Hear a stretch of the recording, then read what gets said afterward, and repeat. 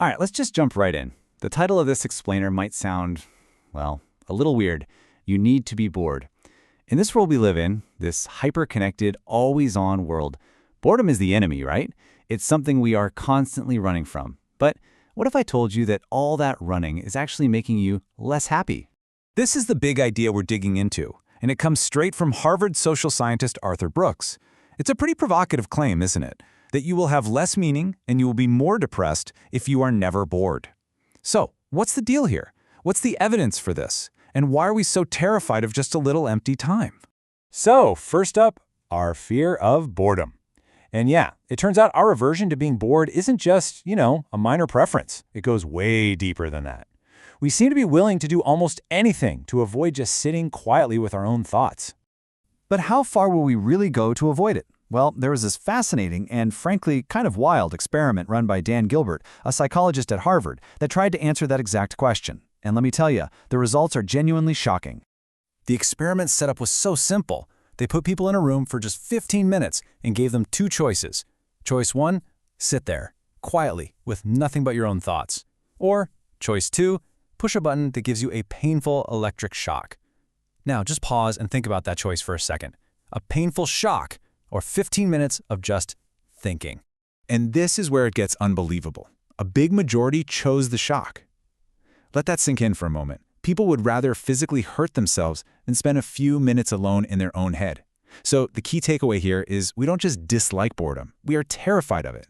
But why? What's going on in our brains that makes those quiet moments so scary? Okay, this is where the science gets really, really cool. It turns out when we don't have anything to distract us, this special network in our brain just switches on, and it's designed to do some seriously heavy lifting. It's called the default mode network, or DMN for short. And it's basically this collection of brain areas that fires up whenever you're not focused on some task in the outside world. You can think of it like your brain's screensaver. But instead of, flying toasters, it starts processing some of your deepest, most important thoughts. And this is exactly why we find it so uncomfortable. See, the DMN doesn't just wander aimlessly. It actually steers us toward the really big existential questions. Questions like, what does my life actually mean? What is my purpose? These are tough questions, right? They're uncomfortable. And they are exactly what our brain is trying to sort through when we finally give it a moment of peace. So if this DMN is so important for finding meaning in our lives, then we've got a major, major modern problem. We have invented the absolute perfect tool to guarantee it never, ever has a chance to turn on. And this has created a really dangerous cycle. And what is this magical tool that's so good at shutting down this vital part of our brain? Come on, you already know the answer. It's that little device that lives in your pocket, the one you grab the second you have to wait 10 seconds for the light to change. And this creates a vicious cycle. Let's call it the doom loop of meaning. It goes something like this. Step 1, you feel just a tiny bit bored. Step 2, without even thinking, you pull out your phone for a quick hit of distraction. Step 3, in that moment, you successfully avoid those big, uncomfortable questions your DMN was trying to get you to think about. And the result? Step 4, a growing, nagging feeling of hollowness and anxiety because you're never doing the work to find your own meaning. It's a perfect recipe for depression. Okay, so that's the problem. And I know it sounds a little bleak, but the good news is the solution is actually pretty simple, even if it's not exactly easy. We have to intentionally reintroduce boredom into our lives. We have to practice it. We have to treat it like a muscle that we need to build back up. So how do you even start? Here are a few fantastic, really practical ideas. Try commuting with absolutely nothing on. No radio, no podcasts, just silence. When you go for a workout, leave the headphones at home. Just try being in your own head. Start small, maybe just 15 minutes a day, and just see what happens. You'll probably have some of your most interesting ideas in years.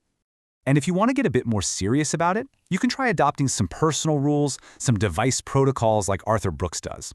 Things like a hard stop on all devices after 7 p.m., or absolutely no phones during meals, so you can actually be present with the people you're with. And maybe even taking regular breaks or fasts from screens and social media, just to reset your brain. Now, I know this might sound like you're punishing yourself, like it's some sort of deprivation, but that's not the goal at all. The real goal is to unlock a way of living that is ultimately richer, more creative, and profoundly happier. And this gets us to the great paradox of boredom. By intentionally practicing it, you actually become less bored with your ordinary life, your job, your relationships. They all start to seem more engaging. You'll have better, more interesting ideas. And most importantly, you'll finally start to dig into those big questions of purpose and meaning. You might just find yourself getting happier. You know, so many of us justify being constantly plugged in by saying we need to stay informed. But this quote really puts that into perspective. That constant fire hose of information, it's not an emergency. It's not making us wiser or happier. As Brooks puts it, you're killing yourself with this stuff. So let's end on this thought. The constant stream of news updates, it can wait. But the search for meaning in your own life, well, that's probably the most urgent thing there is. So the next time you have a spare minute, the next time you feel that pull of boredom, what will you do? Will you reach for your phone? Or will you give yourself the gift of just being bored?